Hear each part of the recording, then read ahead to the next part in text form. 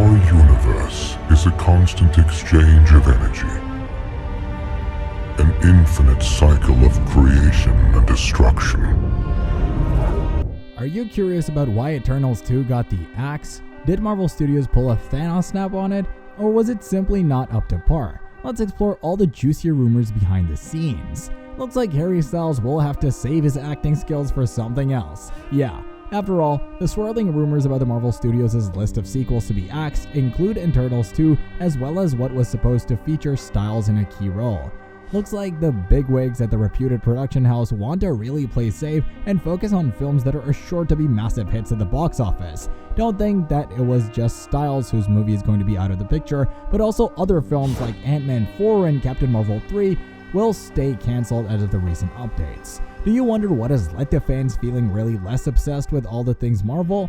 Well, it is nothing but superhero overload, and unfortunately, Eternals 2 too has faced the wrath. As per news reports, fans seem to be feeling burnt out by the consistent streaming of Marvel content such as shows, movies, and mini-movies that are overstuffed on the streaming platform Disney+. What's the side effect? It is the slumping ticket sales, and even Disney CEO Bob Iger accepting that the studio putting out a lot of content out there is difficult to digest for the audience in the near future. Bob Iger shared with CNBC at the Sun Valley Conference in July 2023. There have been some disappointments. We would have liked some of our more recent releases to perform better. It's reflective and not as a problem from a personnel perspective, but I think in our zeal to basically grow our content significantly to serve mostly our streaming offerings, we ended up taxing our people way beyond in terms of their time and their focus, way beyond where they had been. Marvel's a great example of that. They had not been in the TV business at any significant level, he continued. Not only did they increase their movie output, but they ended up making a number of television series, and frankly, it diluted focus and attention. That is, I think, more of the cause than anything.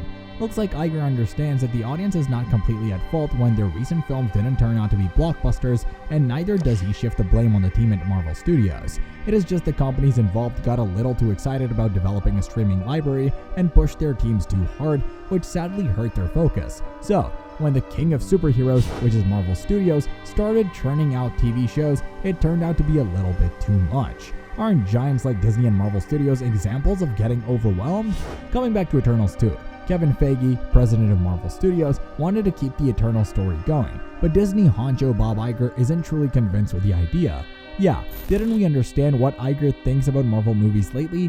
Obviously, Iger is worried that Eternals 2 won't make enough money. So isn't it the business rule to play safe and focus on surefire hits rather than putting money on experimentation? It is true that Eternals 2 was rumored to be under development, and there were even rumors about Ant-Man and Captain Marvel getting their own comebacks. However, Marvel Studios is staying tight-lipped about this whole Eternals 2 thing in recent times. Considering Iger has now hinted at focusing on their A-list heroes and not taking any further risks, we can make up our minds to welcome the changes in the superhero movie universe. Also, whether Ant-Man 3 and Captain Marvel 3 are officially approved or not is something yet to be revealed by the respective companies. So, can fans safely assume that some of our favorite heroes might be on hold? Why not, considering Disney's tightening its belt, and that means sequels for 3 MCU franchises are getting put on ice. So, what does Marvel Studios Phase 5 look like? As we already told you how some recent sequels left a dent in Marvel's wallet, especially the shock that the company got after the Marvels crash landed at the box office, becoming the lowest grossing MCU film ever. Like, what should the company really do if it has made The Marvels with a production budget of $274.8 million and made money at the box office worldwide of just $206 million? Isn't that kind of reception sufficient for Marvel Studios to wake up and understand that the sequel formula is no longer attractive? No wonder the company has ensured not to bet on another Captain Marvel movie. Unfortunately, Ant-Man 3 also didn't work well at the box office. In fact, Ant-Man 3 edged out Shazam at the box office and fell short of its own past glory. Let's just say an Ant-Man 4 might be a shrinking possibility. So what does this mean for Phase 5? Well, it seems sequels might take a backseat to introducing new heroes and stories. Haven't seen Eternals yet? Well, the film featured new faces of superheroes, including Thena, which is played by Angelina Jolie, Cersei, played by Gemma Chan, Icarus, played by Richard Madden, Black Knight, played by Kit Harington, Ajak, played by Salma Hayek, Gilgamesh, played by Mai Dong-seok, Druig, played by Barry Keoghan, Kingo, played by Kumail Nanjiani, and Eros, played by Harry Styles, among others. And you shouldn't be surprised to note that Eternals Part 1 was Marvel Studios' most significant outing since the Avengers. The superhero squad managed to make it well at the box office, but they didn't get a good reception, and thus Eternals was tagged as one of the worst reviewed MCU movies. Did you know that Eternals caused a lot of talk for a few reasons? First off, the film introduced Thanos, who's openly gay, as a main character. Some Middle Eastern countries like Kuwait and Oman didn't allow the movie because of the same reason. Then there's a scene where Iger and Cersei get intimate and made some people raise their eyebrows. Aren't Marvel movies watched by a lot of kids? People also question some of the casting choices. So, understandably, with all this going on, Marvel might not want to take a risk by making a sequel to Eternals. For now, let's honestly assume that Eternals 2 would stand cancelled or put on hold. There is a news report on Express that claims about a scooper who just spilled the beans on how the sequel of Eternals may still go ahead, but not as per fans' expectations. Looks like a bit of a transformation of the project? Yeah, you heard it right. According to My Time to Shine Hello, Eternals 2 is not cancelled. It transformed into another project. So it doesn't mean that there won't be Eternals 2, but the key characters will be involved in different projects with other superheroes. Remember how IGN.com had revealed in an Instagram post in 2021 with a caption that said, Marvel released the official poster of Harry Styles as Eros from his cameo appearance during Eternals' mid-credit scene. Eros, aka Star Fox, no, not that Star Fox, is the royal prince of Titan, brother of Thanos, the Knave of Hearts, and defeater of Black Roger.